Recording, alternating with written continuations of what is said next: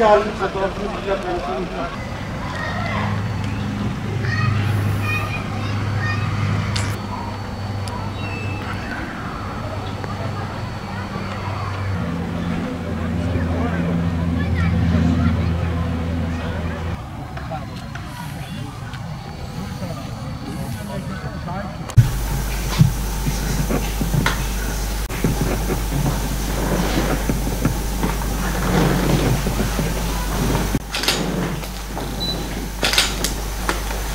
Tamam.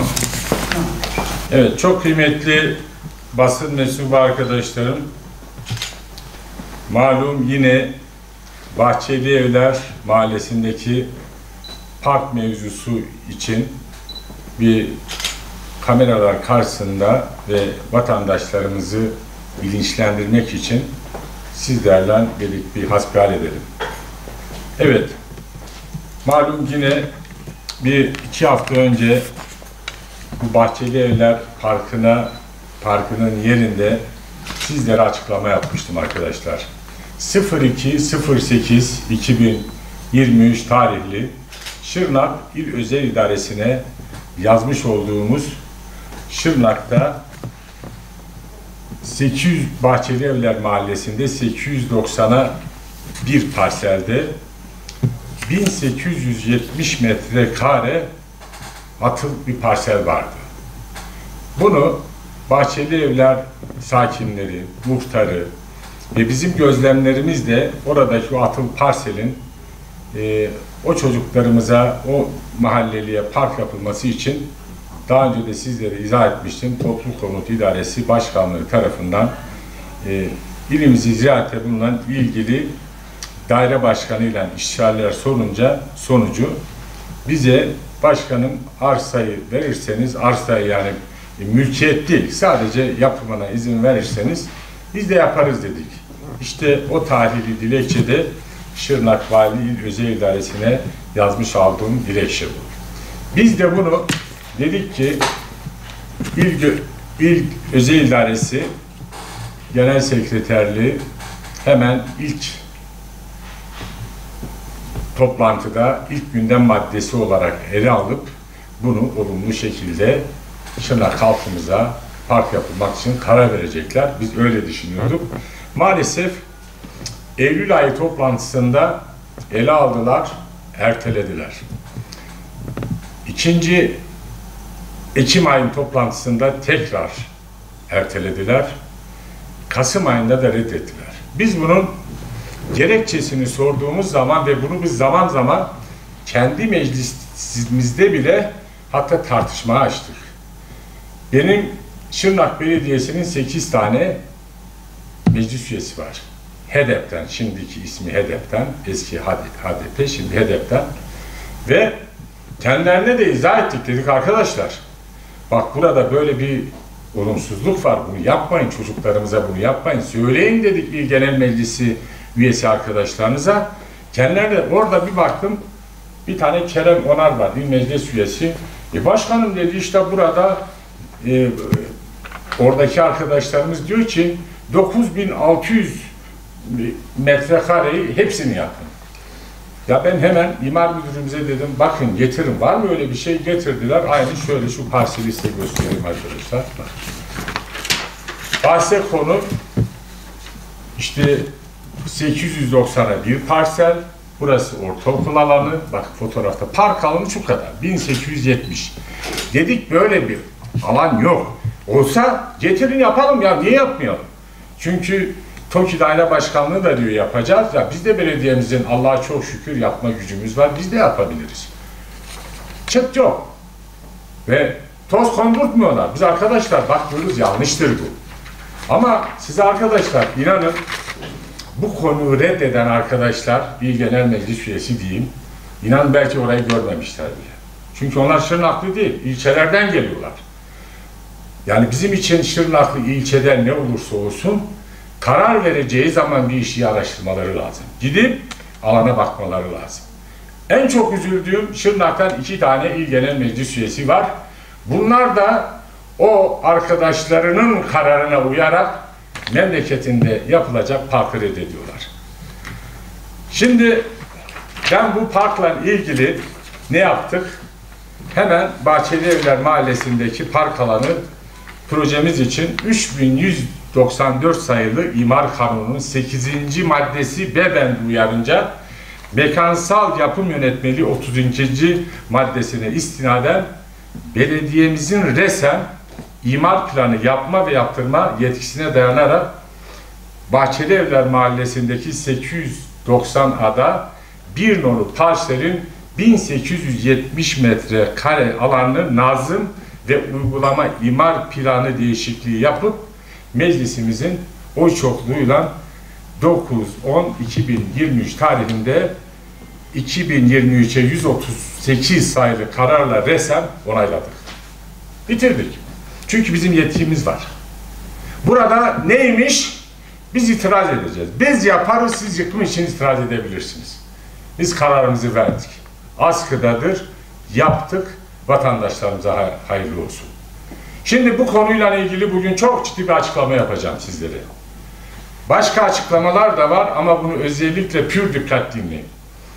Bu alanla ilgili, şimdi biz diyoruz ya, yine geçen bize şöyle bir şey yapmışlar, cevap vermişler basına, kamuoyuna. Ben de şimdi sizin aracılığınızla kamuoyuna, Türkiye kamuoyuna cevap veriyorum. Bu 890 Taksim 1 alanda eğer 9600 metrekare alanı bana, yani park olarak alanı verebiliyorsa, ben ispat ederlerse de ben bugün itibariyle istifa edeceğim belediye başkanlığından. Eğer bu karara red veren arkadaşlarımız, HDP'li İl Genel Meclis Üyesi arkadaşlarımız eğer buna cevap veremiyorlarsa onlardan da aynı şekilde bu milletten hem özür dileyecekler hem de istifa etmelerini bekliyorum onlardan. Yok öyle bir şey arkadaşlar. Bu milleti artık kandırmaya kimsenin hakkı yoktur. Ha, keşke öyle bir şey olsa gelsin, canımı yesinler. Yani biz hepimiz Şırnak'a hizmet için varız. Ben bir belediye başkanı ve meclisimde de inanın 8 tane HDP'li, yani HDP'li, şimdiki HDP adıyla HDP'li meclis üyesi arkadaşlarımız var. Ve imar komisyonunda da var. Ve çok aktif çalışmalar da yapıyor zaman zaman. Buyurun, söyleyin ona, gelsin araştırsın. İnanın onların içi de rahat değil, vicdanı da rahat değil benim meclis üyelerimin. Çünkü yanlış bir şey. Ama Şırnak'a olan bu haksızlığa ben kendim tahammül edemem. Bir de geçen biz basın açıklaması yaptık. Ya arkasından gelip tekrar yanlışı savunuyor.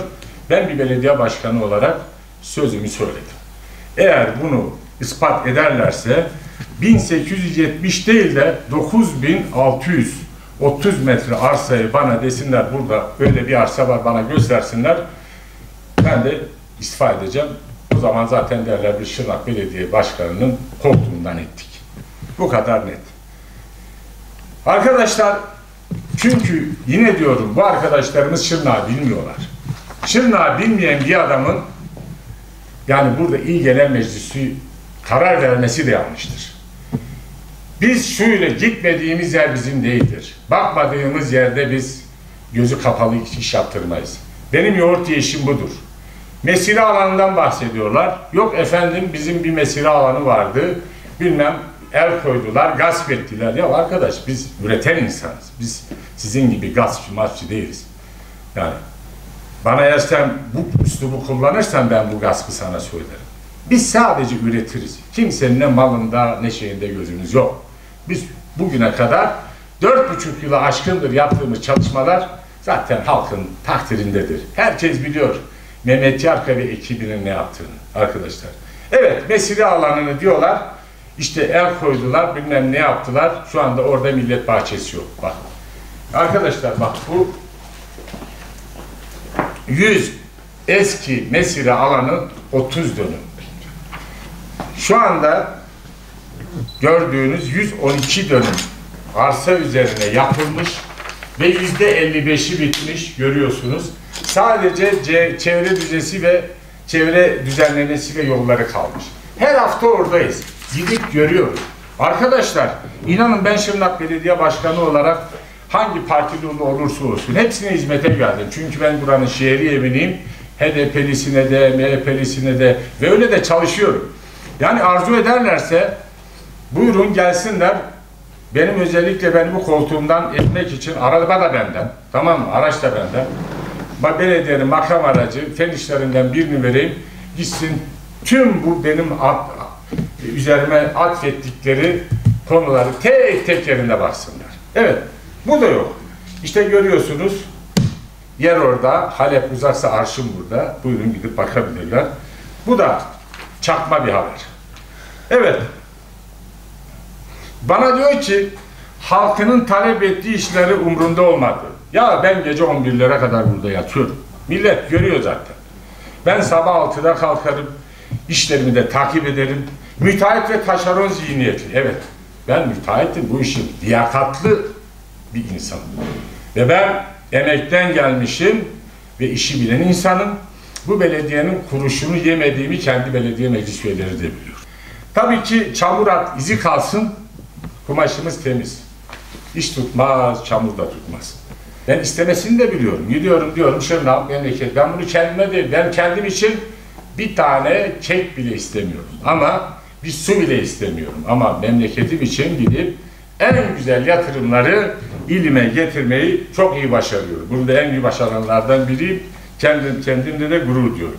Onun için çünkü kendileri geçmişte böyle bir hizmet, böyle bir çalışma içinde hiç olmamışlar.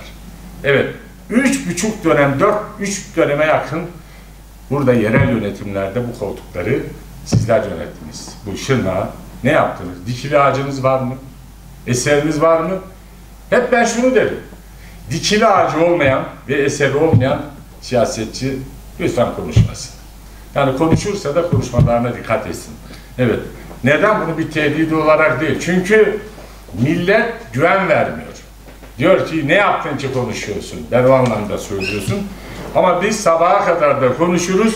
Yaptıklarımız milletin görüyor zaten. Onlar da görmek istiyorlarsa gelip böyle gezerler.